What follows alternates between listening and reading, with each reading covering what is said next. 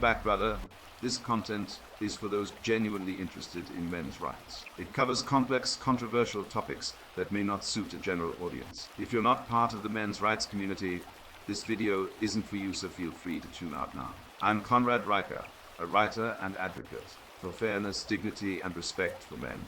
This movement isn't about division, but addressing systemic injustices in divorce, family law, and societal expectations. Inspired by hard-working men unfairly stripped of their rights, I write for balance and justice. Together, we can change the narrative.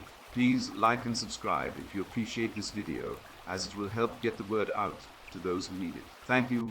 Please relax and enjoy.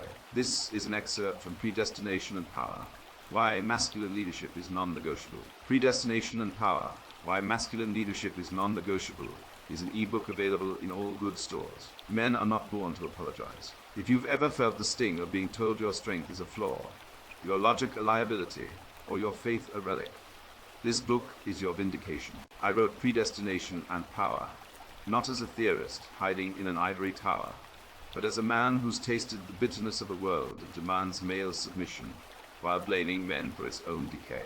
My journey began in the chaos of modern academia, where I watched boys raised without purpose, fathers stripped of authority, and communities fractured by lies masquerading as progress. The harder I fought to reconcile my Calvinist upbringing with the suffocating dogma of equality, the clearer it became: masculinity isn't the problem, it's the only solution. This book is for men who refuse to kneel.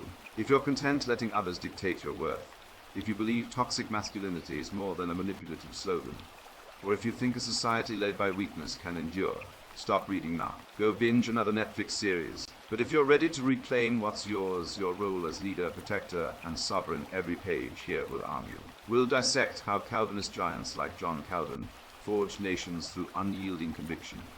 Why the CATMU proves logic and faith are allies, not enemies, and how to dismantle the cultural Marxism poisoning your family, work, and soul. You'll learn why feminism's war on fatherhood has birthed generations of lost boys, how to wield productivity as a moral weapon, and why predestination isn't about fate, it's about responsibility. Weak men seek comfort in excuses. Strong men build legacies. The chapters ahead, from spiritual warfare arming the modern man to the economics of dominion, aren't philosophical musings. They're battle plans. You'll confront hard data, historical proof, and strategies tested by centuries of reformed theology. This isn't self-help, it's self-ownership. To the skeptics, the appeasers, the perpetually offended, close this book. It wasn't written for you, but to the man who knows deep in his bones that he's meant for more than survival, that his strength is sacred, and that surrender is sin, welcome to your manifesto. Your birthright waits. With the introduction completed, we are jumping to an extract from the book. In 1952, a Tennessee farmer named Harlan Dobbs surveyed his 200 acres of prime tobacco land. The local church needed space for a school. Without fanfare, he deeded 40% of his property, the plot containing his family's ancestral home, to the congregation. Today, that land hosts a food bank serving 3,000 families monthly. Dobbs' great-grandson told me Granddad figured dirt's just dirt until God's people walk on it.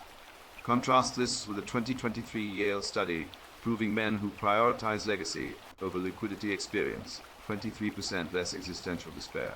Wall Street quant Michael Varga learned this the hard way.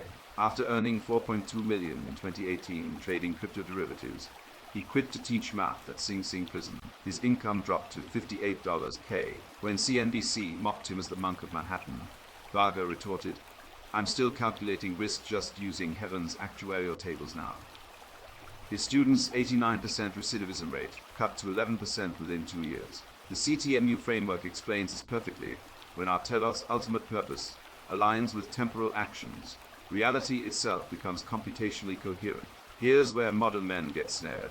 Gallup's 2023 Purpose Index reveals 68% of religious men feel spiritually bankrupt when chasing promotions over priesthood, whether literal or metaphorical. Take Jason Cole, a pastor's kid who chose corporate law over ministry, died at 52 from stress-induced cardiomyopathy, estranged from 3 ex-wives and 5 children. His final journal entry: won the antitrust case, lost my soul. Calvinist settlers understood opportunity costs better than any MBA. Before laying a single cobblestone in 1630s Massachusetts Bay, they allocated 50% of resources to churches and schools. Result?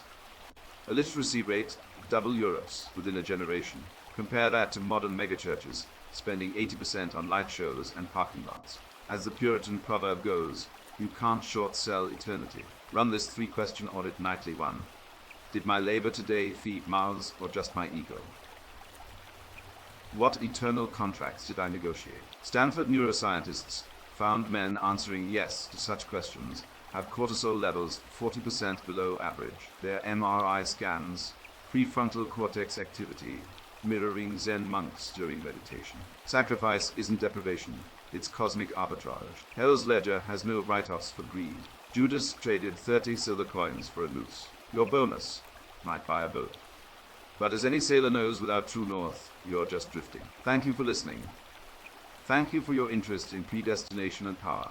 Why Masculine Leadership is Non-Negotiable, available in all good bookstores. Please like and subscribe. Thank you and God bless.